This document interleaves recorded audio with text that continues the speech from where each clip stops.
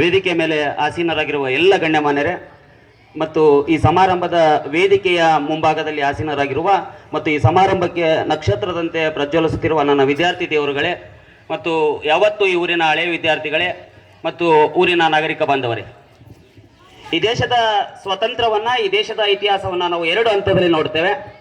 ಮೊದಲನೆಯದು ಸ್ವತಂತ್ರ ಭಾರತದ ಇತಿಹಾಸ, ಎರಡನೆಯದು ಸ್ವತಂತ್ರ ಪೂರ್ವದ ಇತಿಹಾಸ.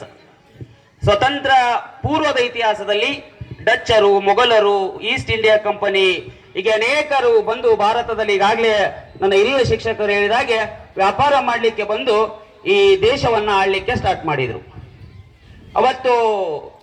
ಅವತ್ತು ವೈಸ್ರಾಯ್ ಆಗಿದ್ದ ರಾಬರ್ಟ್ ಕ್ಲೈವ್ ಭಾರತವನ್ನು ಕುರಿತು ಒಂದು ಮಾತು ಹೇಳ್ತಾನೆ. ಭಾರತದಲ್ಲಿ ಧರ್ಮಗಳ ನಡುವಿನ ಜಗಳವಿತ್ತು, ಜಾತಿಗಳ ನಡುವಿನ ಜಗಳವಿತ್ತು. ಆ ಕಾರಣಕ್ಕಾಗಿ ನಾವು ಭಾರತವನ್ನು ಅತ್ಯಂತ ಬೇಗನೆ ವಶಪಡಿಸಿಕೊಂಡ್ವಿ ಅಂತ ಹೇಳಿ ಇತಿಹಾಸವನ್ನ ತಿರುಚುವಂತ ಮತ್ತು ತಪ್ಪು ಸಂದೇಶವನ್ನ ಕೊಡುವಂತ ಮಾತನ್ನ ಹೇಳ್ತಾರೆ.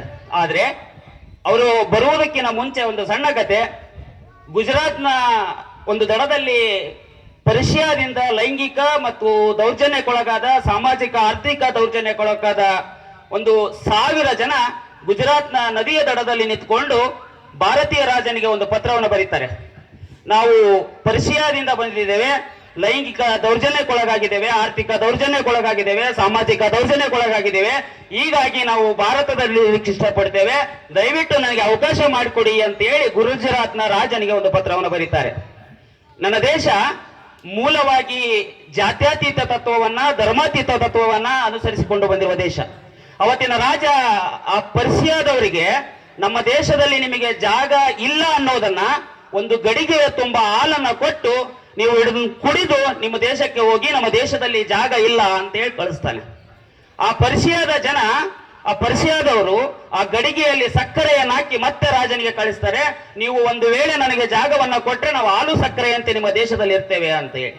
ಅವತ್ತು ಪರ್ಷಿಯಾದಿಂದ ಬಂದ 1100 ಜನ ಇವತ್ತು ನಮ್ಮ ದೇಶದ ಒಂದು ಅಲ್ಪಸಂಖ್ಯಾತ ಧರ್ಮವಾಗಿ, ಪಾರ್ಸಿ ಜನಾಂಗವಾಗಿ, ಸಂವಿಧಾನದಿಂದ ಸಿಗಬೇಕಾದ ಎಲ್ಲ ಸವಲತ್ತುಗಳನ್ನು ಪಡೆದುಕೊಂಡು ಭಾರತೀಯರಾಗಿ ಅತ್ಯಂತ ಹೆಮ್ಮೆಯಿಂದ ಭಾರತೀಯ ಪ್ರಜೆಗಳಾಗಿ ಬದುಕ್ತಾ ಇದ್ದಾರೆ. ನಾನು ಯಾಕೆ ಮಾತನ್ನ ಹೇಳಲಿಕ್ಕೆ ಇಷ್ಟಪಡ್ತೇನೆ ಅಂತ ಹೇಳಿದ್ರೆ, ಭಾರತದಲ್ಲಿ ಸ್ವತಂತ್ರ ಪೂರ್ವದಲ್ಲಿ ರಾಜರುಗಳ ನಡುವಿನ, ಸಾಮ್ರಾಜ್ಯಗಳ ನಡುವಿನ ವೈರುಧ್ಯವಿನ, ಜಾತಿಗಳ ನಡುವಿನ ವೈರುಧ್ಯವಿರಲಿಲ್ಲ.